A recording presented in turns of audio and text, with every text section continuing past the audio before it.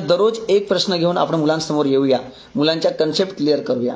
आजचा प्रश्न पहा मित्रांनो, एका संख्येला 15ने गुणण्याऐवजी 18ने गुणल्यास गुणाकार 36ने वाढतो, तर ती संख्या कोणती? पर्याय दिलेला मित्रांनो 18, 36, 12, 27. आता मित्रांनो आपण मुलांच्या दृष्टिकोनातून विचार करूया, मुलं हा प्रश्न कसा सोडवितील. त्यांनी पर्यायातला प्रत्येक संख्या धरणार आहेत पर्याय आणि प्रत्येक आता 18 पर्याय घेतला, 18ला 15ने गुणतील, पुन्हा 18ला 18ने गुणतील आणि दोघातला फरक कुठे 36 येतं बघतील मित्रांनो, 36. पण मला सांगा मित्रांनो, या स्पर्धा परीक्षेच्या युगामध्ये 36 सेकंदात हे उत्तर निघेल का? या पद्धतीने गेल्यास तुम्ही प्रत्येक पर्याय जर आपण ठेवत गेलो तर आपलं उत्तर 36 सेकंदात येऊ शकत नाही.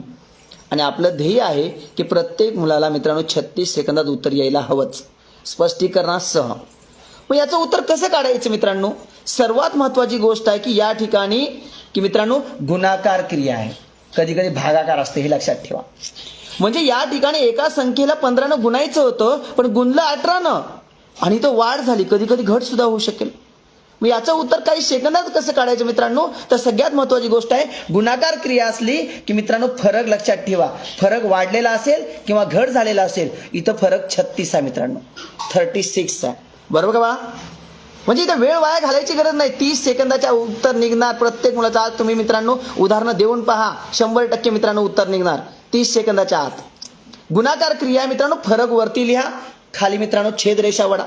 आता विचार करा, अरे 15ने गुणायचं होतं 18ने गुणलं, अरे या दोघांमध्ये फरक किती आहे?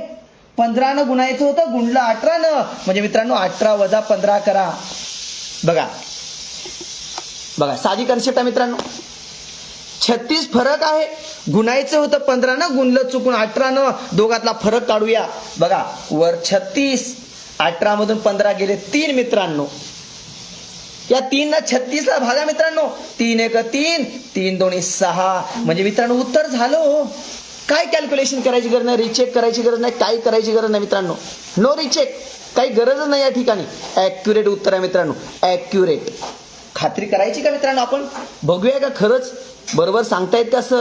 मित्रांनो आता बघूया आपण 12ला प्रथम 18ने गुणूया मित्रांनो. 12 गुणिले 18 216 आले मित्रांनो. वा बरोबर आहे. मग आता 12ला 15ने गुणूया मित्रांनो, 180 आलं. मग दोघातला फरक खरंच 36 येतो का? 216 वजा 180, फरक 36 आला मित्रांनो. बघा म्हणजे या ठिकाणी प्रत्येक पर्याय ठेवायची गरज आहे का मित्रांनो? एकच म्हणणं आहे की मुलांचा वेळ वाचला पाहिजे आणि अचूक